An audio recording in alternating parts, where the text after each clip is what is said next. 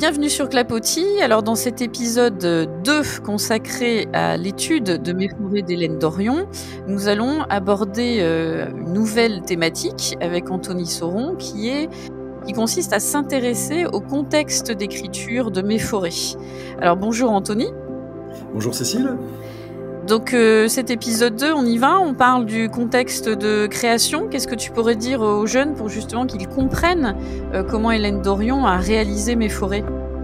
Oui, alors quand on parle de contexte, on pourrait peut-être qualifier les contextes dont on va parler. On va parler d'un contexte un peu temporel pour bien montrer à quel moment elle écrit et où l'inspiration lui vient, et un petit peu aussi le contexte, disons, géographique, parce que on ne pourra pas parler de cette poésie sans faire référence au lieu où se situe la poétesse. Alors sur le contexte temporel, pour être très simple, Hélène Dorion a vécu comme chacun d'entre nous, chacun d'entre vous, si je m'adresse aux auditeurs, le confinement.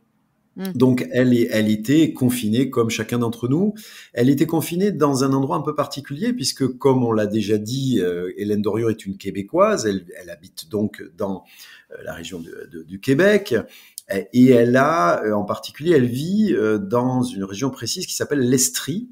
Donc si nos auditeurs regardent une carte, ils verront que on suit le fleuve Saint-Laurent, et qu'au bout du fleuve Saint-Laurent, si on se place plutôt au sud, on va trouver donc la région de l'Estrie, qui est une région, alors c'est surtout ça qu'il faut retenir, c'est qu'il y a beaucoup d'arbres, donc beaucoup de forêts, et Hélène Dorion a une maison qui est très proche des forêts, et donc elle vit au contact des arbres. Donc ça, c'est quand même quelque chose de très important, c'est-à-dire que d'un certain point de vue, elle va vivre, comme chacun d'entre nous, le confinement, mais d'un autre côté, elle a une proximité avec les arbres, donc la possibilité, je dirais, de sortir un petit peu de chez elle et tout de suite de se trouver au contact de cette nature qui va l'aider, en quelque sorte, à traverser cette période que nous avons tous vécue et qui était si difficile. Donc ça, c'est vraiment très important. Donc, un contexte temporel, dont elle parle souvent dans ses entretiens,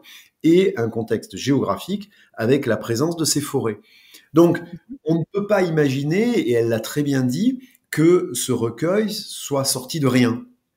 C'est pas un recueil ex nihilo, c'est un recueil qui a été généré par une inspiration liée à un moment de la vie de la poétesse et à un contexte géographique. Je précise quand même, je ne sais pas si je l'avais déjà dit, Cécile, mais Hélène Dorion a vécu toujours avec les forêts.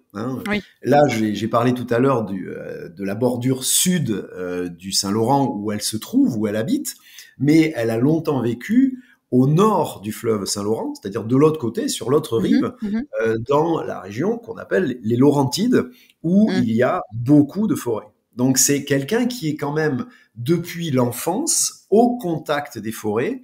Et pour finir sur ce contexte, je dirais que sans doute, et elle le dit, les forêts l'ont aidé à passer ce triste moment du confinement où quand même les uns et les autres, nous avons senti qu'il y avait quelque chose qui se passait et qui était très délicat dans nos existences et probablement aussi au niveau de notre planète.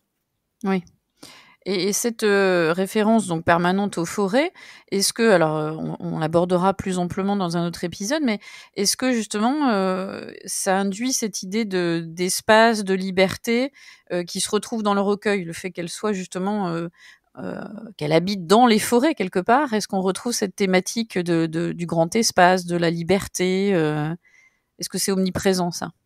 Alors, je vais dire oui et non. Parce que quand on parle de grands espaces, il ne faut pas oublier qu'on est sur le continent américain, donc on a dans notre imaginaire l'idée effectivement de grands espaces, de liberté, de vastitude.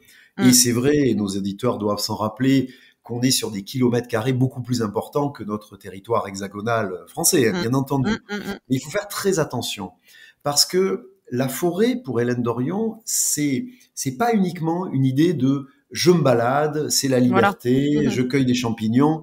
C'est pas ça. C'est pour ça que je posais la question. Et ta question est très importante, me semble-t-il, parce que effectivement, quand elle est en forêt, et elle, encore une fois, sa poésie le montre ou le met en perspective, mais elle le dit aussi dans les entretiens qu'elle a pu avoir, en réalité, la forêt, elle induit des inquiétudes. elle induit aussi des tourments, elle induit des pensées qui ne renvoient pas qu'à la sérénité, loin de là. Et ça, c'est vraiment important, c'est-à-dire que quand elle est en forêt, c'est l'éveil de sentiments, de sens, de sensations, d'émotions, mais pas uniquement qui aurait à voir avec de la sérénité.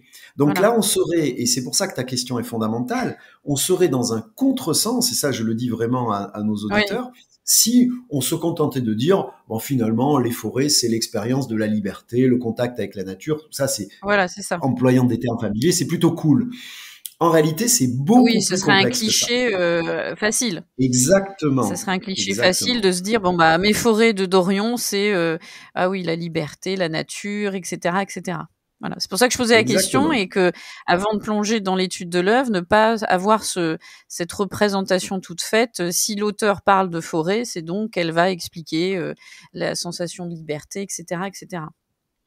Effectivement, et je rebondis sur l'importance de ta question parce que si on avait, et nos auditeurs en auront sans doute à réaliser, donc à faire des dissertations, effectivement, là, on est déjà confronté à une problématique, c'est-à-dire peut-être ce qui pourrait représenter une sorte de cliché sur la forêt et la rencontre avec la forêt, et la façon dont la poétesse investit ce territoire imaginaire et réel, et qui est complexe. Et il y a finalement pas un poème dans le recueil qui ne soit pas un tant soit peu complexe, avec sa dose peut-être même à certains moments d'ambiguïté.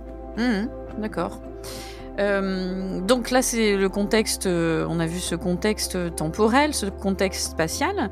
Dans le prochain épisode, Anthony, me semble que tu vas nous parler de la symbolique du titre, c'est ça ? Et oui, Cécile, c'est bien cela. Et donc, on se retrouve pour l'épisode 3 pour parler de cette portée véritable et symbolique du titre. Et donc, merci Anthony, et je vous dis à très vite.